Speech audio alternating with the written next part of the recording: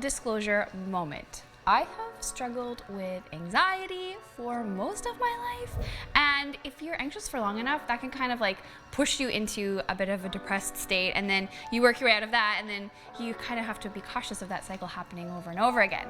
And the reason I'm talking about this with you right now is because mental health is really, really important to me, and I feel like, even if anxiety or depression are things that you are struggling with in your life, there's a lot of reasons to be stressed. And I think it's safe to say that we've all experienced or managed stress in our day-to-day lives. And we can manage these things in a whole bunch of different ways. We can have therapy, we can have medication, we can have meditation. There are all kinds of things, but one of my favorite ways to help calm my nervous system is music. And there is a lot of scientific research to prove that the piano or playing the piano can help to just make you feel better. It brings your blood pressure down, and it gives your brain like a little vacation from all of the thoughts that it's spending its time on, because when you're playing, you gotta think about what you're doing. Your brain's engaged in this one task, and if you are a fellow anxious person, having control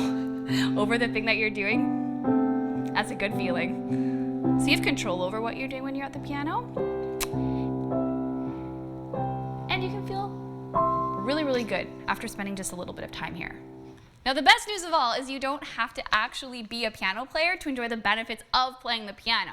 You just need to have fingers and a keyboard. So I'm going to show you some things that you can do to chill out, relax, reduce some stress at the keys. Here we go.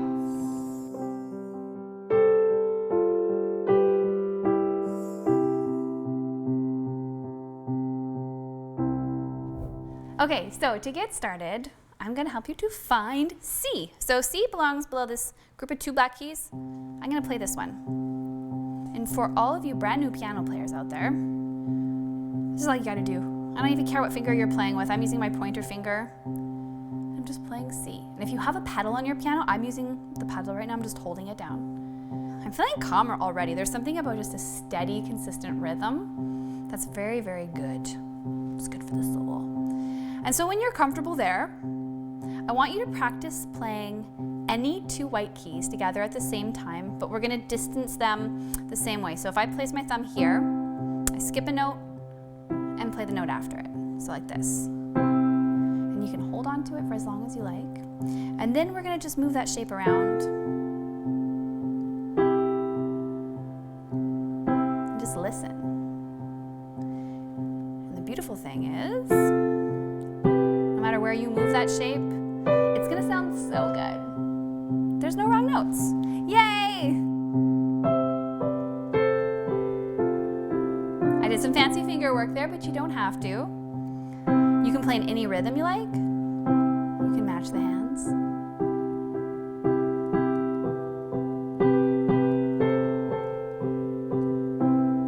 And then, after a while, you might find that you want to do something a little bit different with the left hand. So pick any other white key. I can promise you that this guy here, A, will sound really good. Notice how the sound changes, and you can pick a different one. Keep this moving. And the beautiful thing about this shape is you don't have to think about it too hard. You just have to play and observe. And I feel like that's part of it, is stepping into the role of observer. It's really, really hard to talk and play this relaxing music at the same time.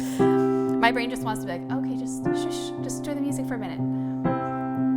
But the really cool thing here is that you can't play a wrong note. They're all gonna sound good, and the more time you spend here, the more you're gonna relax into it, and the more you're gonna start to feel free to just explore and get creative. And I always say boredom is creativity's best friend, because as soon as you get bored, you're going to start to become creative. You might explore a little bit. And you might think to yourself, well, that shape was fun, but what happens if I try a different one?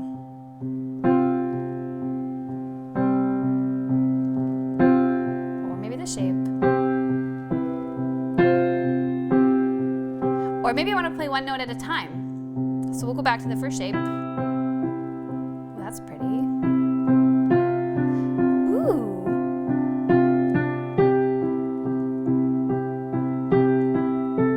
So pretty, And you can move your left hand. Well, I like that. That's kind of moody.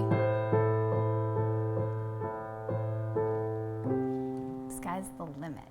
So that's just a little taste of what's possible. It's so simple, and there's all kinds of things that you can do to build this out, make it more complex, but I just want to leave it here for this, because my goal isn't, well, my goal is always for you to sound amazing at the piano, but my real goal with this lesson is for you to feel amazing at the piano. And sometimes simple is better. So settle in, allow yourself to explore. We're just playing with white keys. We've got C here, and we've got that shape, we call it a third.